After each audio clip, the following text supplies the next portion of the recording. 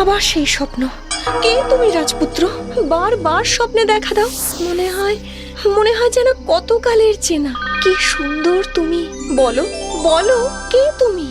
হেমনগরের রাজকুমারী প্রতিদিন তার স্বপ্নে দেখে এক রাজপুত্র যেন তাকে ডাকছে, কিছু যেন বলতে চাইছে তাকে। এদিকে রাজামশাই রাজকুমারীর স্বয়ম্বর সভার আয়োজন করতে চান। খবর যায় রাজকুমারীর কাছে।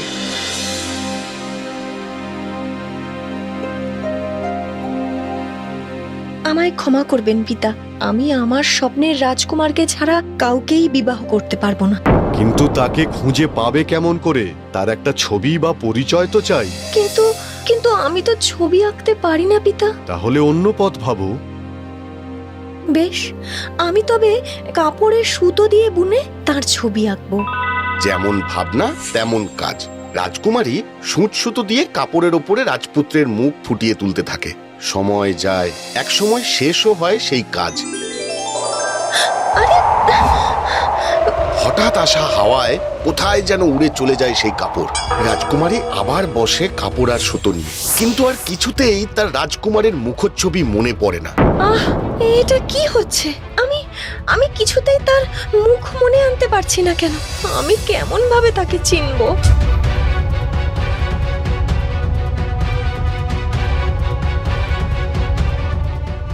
মা সীমন্তী, আমি আজই দূত পাঠাবো বিভিন্ন রাজ্যে। তোমার বানানো রাজকুমারের সেই ছবিটি দাও। পিতা, আমি তার মুখ আর মনে করে বানাতে পারছি না। তাই আমি নিজেই তাকে খুঁজতে বেরোবো, একা। কিন্তু তুমি কি এইভাবে? না পিতা, আমায় বাধা দেবেন না। বেশ, তবে তাই হোক। এরপর রাজকুমারী বেরিয়ে পড়ে পথে। জল জঙ্গল পেরিয়ে চলতে থাকে। দিন যায়, রাত নামে। কখনো গাছের তলায় তো কখনো কোনো বাড়ির দাওয়ায় আশ্রয় নেয়। একদিন দূরে একটি কুঁড়ে ঘর দেখে আশ্রয়ের জন্য রাজকুমারী এগিয়ে যায়, আর দেখে দেওয়ালের দিকে মুখ করে বসে আছে একজন পুরুষ। শুনছেন? কি চাই? আজকের রাতের জন্য বিশ্রাম। না, এখানে বিশ্রামের জায়গা হবে না। এ কি? ওই তো সেই আংটি। এ কি? কে তুমি? কেউ না। মিথ্যে। তুমি আমার সেই স্বপ্নের রাজপুত্র। তুমি এখান থেকে চলে যাও রাজকুমারী। না, আমি তোমাকে ভালোবেসে পথে নেমেছি। আমি তোমার কাছেই থাকতে চাই। চলে যাও। আমার অভিশপ্ত জীবনের সঙ্গে নিজেকে জড়িও না। আমি যাব না। তুমি জানো না আমি কতটা বিভৎস। তুমি যত বিভৎসই হও, আমি তোমাকেই বিয়ে করব। ফেরো আমার দিকে। আমি তোমাকে দেখতে চাই। বেশ, তবে সহ্য করতে পারবে না।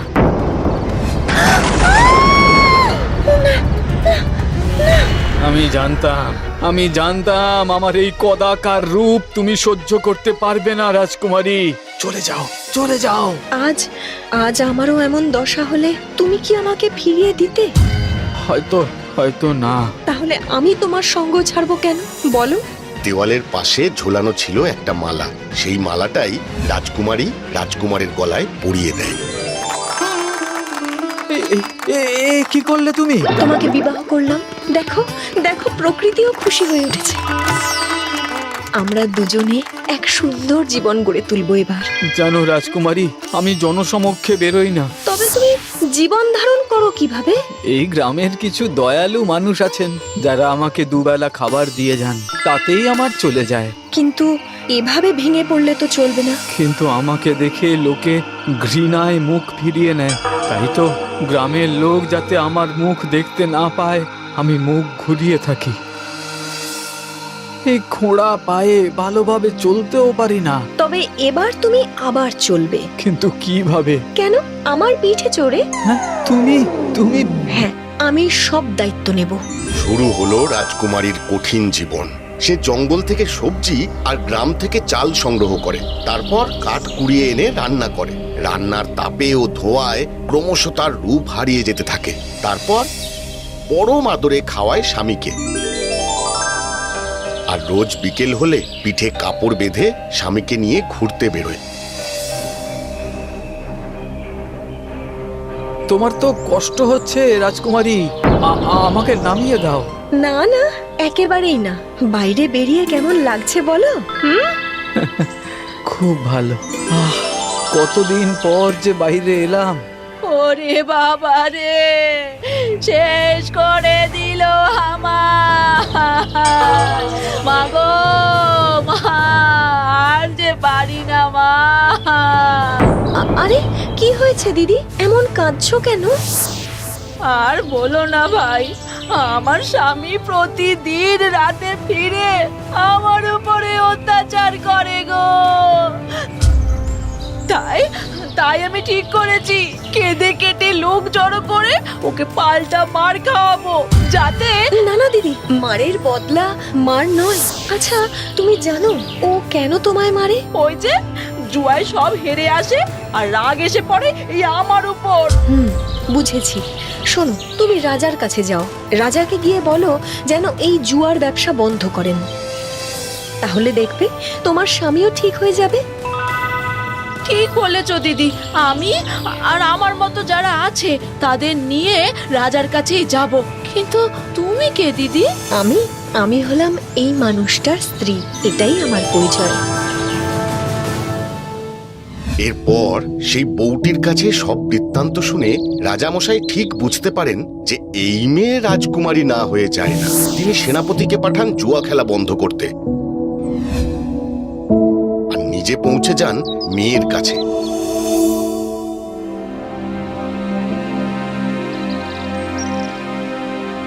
মা সীমন্তী, এ কি চেহারা হয়েছে তোমার? চলো মা, ফিরে চলো তোমার সোনার পালঙ্কে, আরামের জীবনে। না পিতা, উনি আমার স্বামী, আমি ওনাকে ছেড়ে কোথাও যাব না। বেশ তো, তাকে নিয়েই চলো। রাজপ্রাসাদে গোপনে কোথাও থাকবে। না পিতা, আমায় এমন কোনো অনুরোধ করবেন না যা আমি রাখতে পারবো না। এটাই আমার ভাগ্য লিখন। যেদিন এই লিখনকে খণ্ডাতে পারবো সেদিন না হয় ভাববো। প্রণাম পিতা।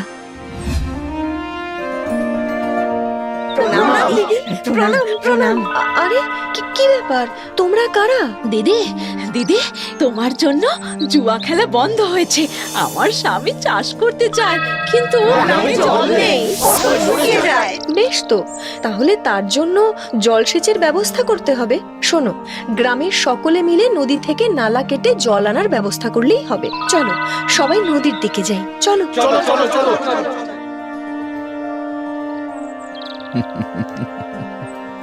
তুমি পারবে, আমি বুঝেছি, তুমি পারবে। আর এভাবেই গ্রামের একের পর এক সমস্যার সমাধান করতে থাকে রাজকুমারী। একদিন রাজকুমারীর কুটিরে একটি লোক আসে। কিছু একটা করো দিদি, ওই বট গাছ আমরাও কাটতে চেয়েছিলাম কিন্তু পারিনি। মানে? ওই বট গাছের তলা দিয়ে যেতে যেতে যদি মনে মনেও অন্য কারোর মন্দ কিছু ভাবো, তবে সেটাই তোমার কাছে ফিরে আসবে। এবার মনের ভাবনাকে তো আর আটকে রাখা যায় না, তাই মানুষের মন বড়ই বিচিত্র। হরিদা, তুমি এখন এসো, বিকেলে আমরা যাচ্ছি। তখন তোমরা ওই বটতলায় কিন্তু কেউ থাকবে না। আগে কি গো, কি করব? শোনো, তুমি আমাকে আজ সেখানে নিয়ে যাবে আর মনে মনে বলবে সব মানুষ সুন্দর হোক, সব গাছ ভালো হোক। বেশ, তাই হবে। মানুষের মন সত্যিই বিচিত্র। কত ভাবনায় যে চলে আসে রাজকুমারীর মনে, যতই চেষ্টা করে সরাতে পারে না। অথচ মুখে বলে সব মানুষ সুন্দর হোক, সব গাছ ভালো থাকুক। না না না, কেন? তুমি মুখে কথা বললেও তোমার মন অন্য কথা বলছে রাজকুমারী। ঠিক, এই আমি মনে মুখে এক হলাম। সব মানুষ সুন্দর হোক, সব গাছ ভালো হোক। তারা ক্রমশ এগিয়ে যায় বটতলার দিকে।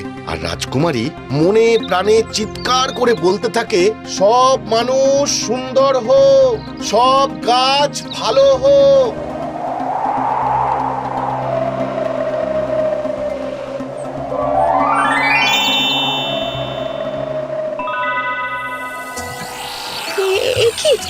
এটা কি করে হলো?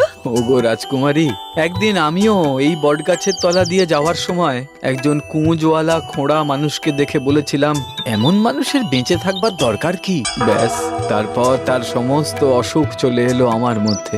অবশ্য এই গাছই তখন বলেছিল, কোনোদিন যদি তোমার মতো কোনো মানবীর ভালোবাসা আর করুণা আমার ওপর বর্ষিত হয়, তবেই আমার মুক্তি হবে। আর তোমাকে প্রথম দেখেই আমি বুঝেছিলাম তুমিই পারবে। এবার তবে সময় হয়েছে। চলো আমরা পিতার কাছে যাই। হ্যাঁ নিশ্চয়ই, তাছাড়া আমাদের শাস্ত্র মতে বিবাহটা যে বাকি। হ্যাঁ